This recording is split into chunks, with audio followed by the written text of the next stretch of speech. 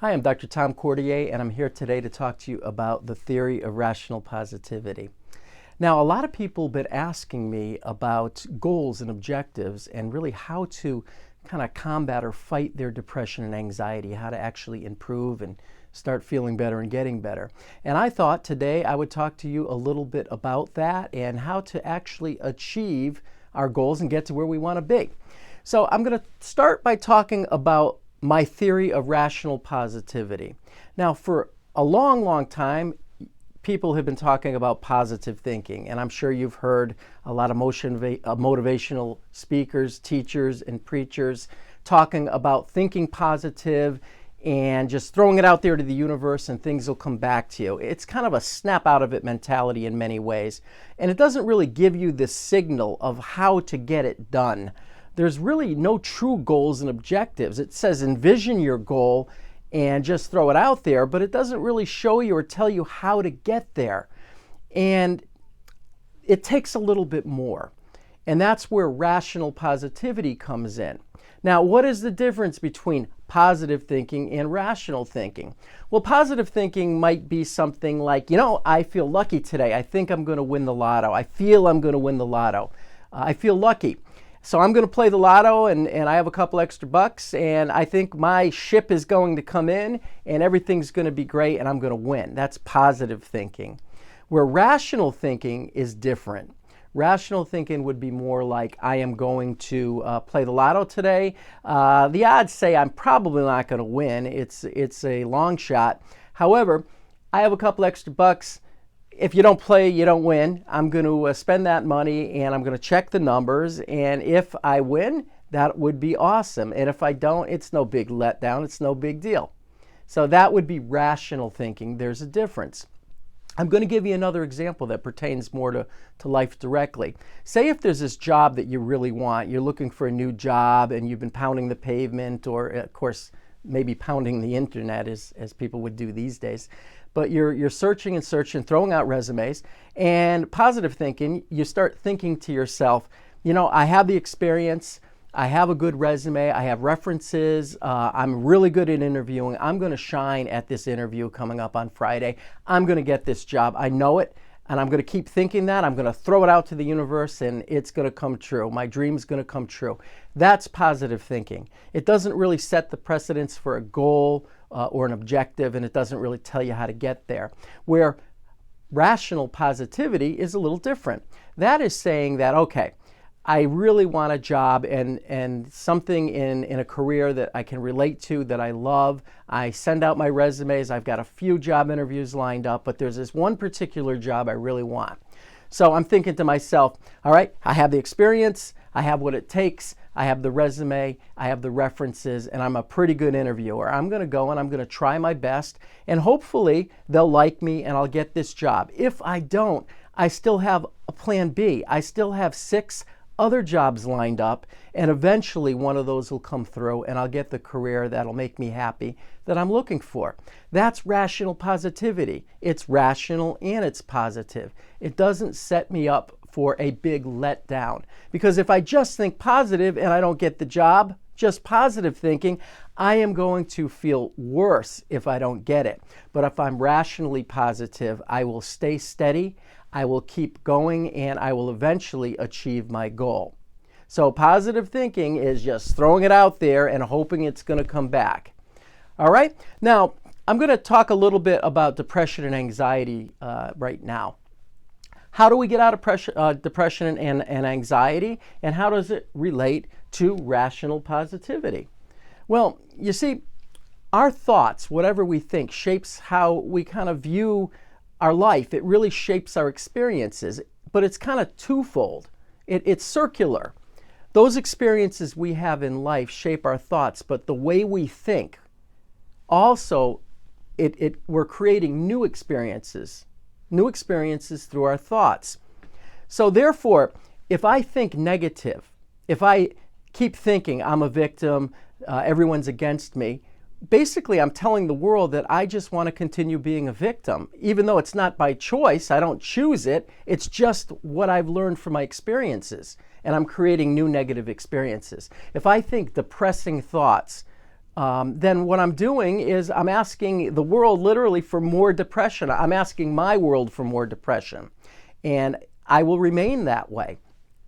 And that's why a lot of people, what happens is they feel depressed or they feel anxious, and they might ache and just not feel good. They're ill and they think the world's against them. They're really seeing things distorted based on what they've experienced in life.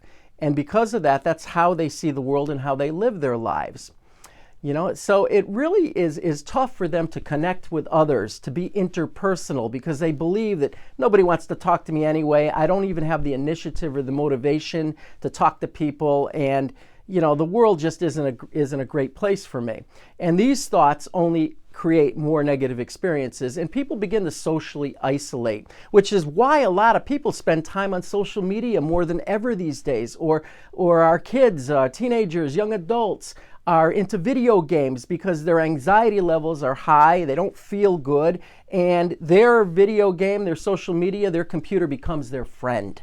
And it's easy to get into that, not to mention the fact that it makes us feel good, and the better we feel, the more we want to do it. So what I'm telling you is, if we begin to change our thinking, to step back and see the world in a different light, then we have new experiences that are much better. Our world begins to change, the way we see the world. It's important to understand that the things that happen in our past, those things have already happened, and I'm not minimizing them. I'm just saying that we don't really have much control over them except to learn from them. And the things that are going to happen in 5 days from now or years down the road, we don't even know what's going to happen for sure, because we don't have a crystal ball. There's no way of knowing that. What we have is the moment, the here and now.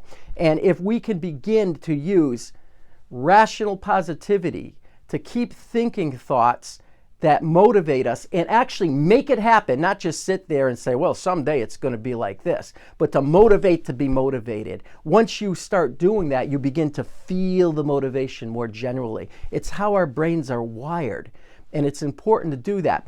I like to compare it to like going to the gym. If you go to the gym every day, that's great, but if you don't go, you stop going, you don't get in shape. Well, it's the same thing with rational positivity, with learning to change your thought process, to throw something different out to the world.